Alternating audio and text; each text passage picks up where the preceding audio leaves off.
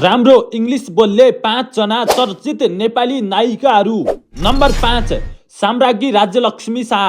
साम्राज्ञी राज्यलक्ष्मी शाह आफ्नो स्टाइल र बोल्ड व्यक्तित्वका लागि सधैँ चर्चामा रहन्छन्। उनले सामाजिक कार्य सोशल वर्क विषयमा स्नातक ब्याचलर गरेकी छिन्। उनी आफ्नो निडर स्वभाव र स्पष्ट वक्ताको रूपमा चिनिन्छन्। अब सुनौ साम्राज्ञीको अंग्रेजी। For me, it's just like I'm gonna do it until I stop enjoying this work.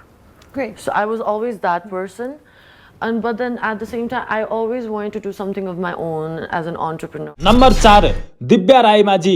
नायक दिलीप रायमाझीकी छोरी दिव्या रायमाझीले लामो समय अमेरिकामा बिताएकी छिन्। उनले अमेरिकाबाटै आईटी प्रोजेक्ट म्यानेजमेन्टमा स्नातकोत्तर मास्टर्स गरेकी छिन्।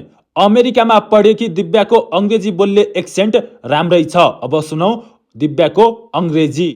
I guess his role in Darpan Chaya, one of the most iconic roles that he has done so far. You know, he made the audience laugh, cry, smile, all in the same movie. So I think that's really special for an actor.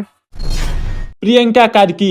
बहुप्रतिभाशाली अभिनेत्री प्रियंका कार्कीले अमेरिकाको उत्तरी Alabama विश्वविद्यालयबाट film र digital media प्रोडक्सनमा स्नातक गरेकी छिन्। उनले आफ्नो स्नातक तहको अध्ययन सुम्मा कम लाउड जस्तो उच्च सम्मानका साथ पूरा गरेकी थिइन्। उनी अंग्रेजी र नेपाली दुवै भाषामा उत्तिकै कुशलताका साथ कुरा गर्न सक्छिन्, जसले गर्दा उनी सञ्चारहरूमा निकै लोकप्रिय छिन्। अब सुनौ प्रियंका कार्कीको English. Right, so I've heard people say that, you know, they end up loving their grandkids more than their kids.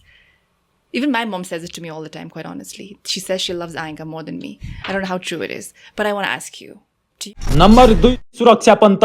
सुरक्षा पन्तलाई नेपाली चलचित्र क्षेत्रकी सबैभन्दा बौद्धिक अभिनेत्री मध्ये एक मानिन्छ। उनी शैक्षिक रूपमा निकै अब्बल छिन्। उनले सिभिल इन्जिनियरिङमा बीई र एकीकृत जलस्रोत व्यवस्थापनमा एमएससी गरेकी छिन्। उनी गम्भीर र दार्शनिक विषयहरूमा निकै उत्कृष्ट ढङ्गले अंग्रेजीमा आफ्ना तर्कहरू राख्न सक्ने क्षमता राख्छिन्। अब सुनौ सुरक्षा पन्तको अंग्रेजी। We didn't have much opportunity to pursue things, you know, we didn't have much options, but you guys have amazing varieties of options to pursue for your career.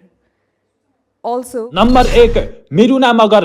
मिरुना मगरको शिक्षा र भाषा दुवै अन्तर्राष्ट्रिय स्तरको छ। उनले बेलायतको ब्रुनेल विश्वविद्यालय लन्डनबाट बालबालिका युवा र अन्तर्राष्ट्रिय विकासमा स्नातकोत्तर मास्टर्स गरेकी छिन्।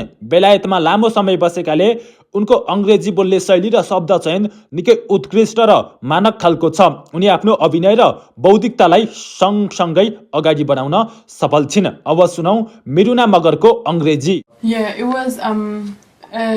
it started when I was 9 years old. So I actually took part in a beauty pageant. It was called Kid Queen Dharan. Kid Queen Dharan. Yeah, okay, 2003.